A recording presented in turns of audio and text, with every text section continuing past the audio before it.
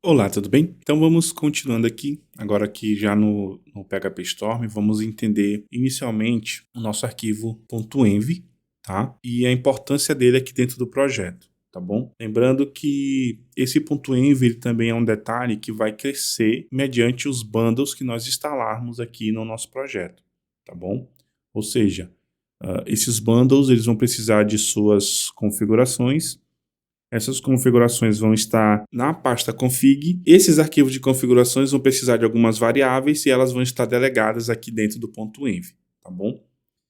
Como você percebe, a gente tem só duas variáveis de ambiente aqui do próprio Symfony e do Framework Bundle, né, do Symfony base, que é o environment, então nós estamos em dev, e um app secret que facilita diversos hashes dentro do Symfony, de forma que somente o Symfony possa, no caso do teu projeto, possa conhecer esse secret, tá? E aí por aí vai. Então, todo o framework hoje ele traz esse secret, se você perceber, então eles já trazem isso há muito tempo, tá? Um ponto legal aqui no .env que vale salientar é o seguinte, deixa eu só minimizar esse menu lateral aqui. O .env ele contém os valores default para as variáveis de ambiente necessárias no app. Ou seja, ele é o padrão. Se você quiser, por exemplo, localmente sobrescrever as variáveis, você pode criar um arquivo .env.local. Então, localmente, você pode ter esse arquivo .env.local para que você não sobrescreva variáveis que estejam padrões no .env. Como assim? Se você estiver trabalhando em um projeto, esse .env.local faz todo sentido para o teu desenvolvimento, porque ele vai conter variáveis como, por exemplo, quando você estiver com um bundle para banco de dados, o teu banco de dados, as tuas credenciais mudam em relação ao teu colega de trabalho. Então, colocar essas variáveis de ambiente num .env.local é o caminho mais correto. Por que, Anderson? Porque .env que já veio aqui, por exemplo, ele é comitado, tá? Ele faz parte dos commits. Então, se você modificar o .env e fizer algum commit, ou seja, subir teus códigos para um servidor que está contendo um repositório com versionamento do código, ele vai receber esse .env alterado e quem baixar, ou até mesmo quem fizer um pull em produção, vai pegar esse .env modificado, tá bom? Então, se atente a esse detalhe, tá? Você pode commitar também um .env para ambientes específicos, tá? Então, por exemplo, eu estou em dev, eu posso colocar aqui um .env.dev, lembrando que sempre o que não vai ser comitado em relação a esses arquivos de .env é os que tiverem .local no final. Então, se você criar, por exemplo, aqui um .env.dev, ele vai ser comitado e, no caso, você pode ter configurações para environments específicos, tá? Então, .env.dev, .env.test e assim por diante. Alguns pacotes, inclusive, trabalham com seus .envs dessa maneira, com essa ideia. Até separado em pasta, na verdade, tá? Então, isso aqui é um ponto bem importante de se atentar e que vai te livrar de muita dor de cabeça. Normalmente, alguns frameworks, como o próprio Laravel, eles tratam o .env já com essa ideia do .env.local do Symfony, tá bom? Então, se você vem do Laravel e vê um .env aqui, é bom que esse detalhezinho, por mais que seja besta, é bom que você tenha atenção nisso. Porque aí, trabalhando em time, trabalhando em equipe, subir alterações do .env pode trazer muita dor de cabeça, tá? Então, saiba aqui, para a gente resumir, todo .env que estiver com .local no final, pode ser o .env.local ou .env.environment.local. Esses são os arquivos que você deve criar caso precise modificar variáveis de ambiente aqui no escopo do projeto. Beleza? E aí as variáveis de ambiente default com valores de default padrão você deixa no .env ou no .env.environment, tá bom? Então é isso. Sobre o arquivo .env, é um ponto bem legal se salientar.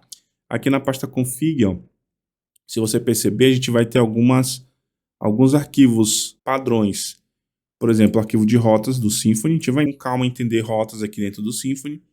O arquivo de serviços. Então, nesse caso de services, eu vou trazer um curso específico sobre a parte de container de serviço, tá? E aí você também vai ter as configurações por pacotes.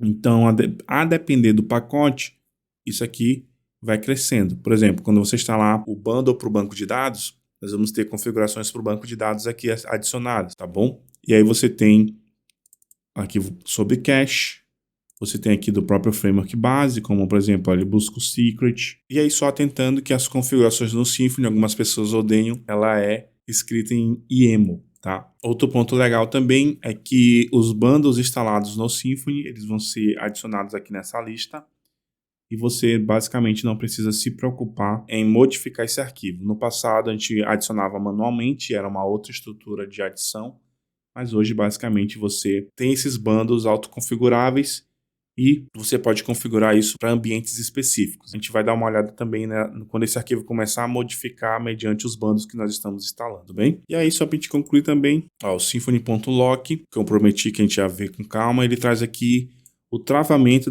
de alguns pacotes instalados do Symfony, tá? Para facilitar updates e minimizar as quebras de atualizações. Basicamente do Symfony em si, então do Symfony Flex.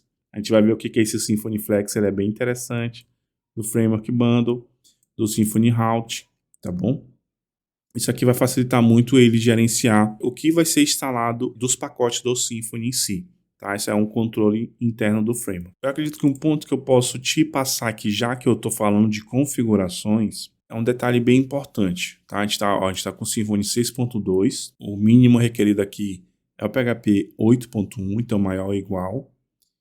E aqui abaixo a gente tem um detalhezinho que eu acho que poucas pessoas se atentam, que é esse Symfony, né, esse extra Symfony, allow contrib e esse require. Ou seja, se eu chegar aqui e fizer um composer update, e eu sei que saiu, por exemplo, um Symfony 6.3, com esse require aqui, nós vamos ter sempre o update na versão que estiver travada aqui. Se você quiser atualizar para uma versão acima, 6.2 e para 6.3 ou 6.4 no futuro, você precisa modificar aqui, modificar os pacotes do require, tá? Caso contrário, ele sempre vai forçar a versão que estiver aqui no extra require, tá? Extra Symfony require. E esse allow contrib aqui, eu vou falar um pouco mais dele quando a gente começar a entender a estrutura de receitas do Symfony Flex, tá?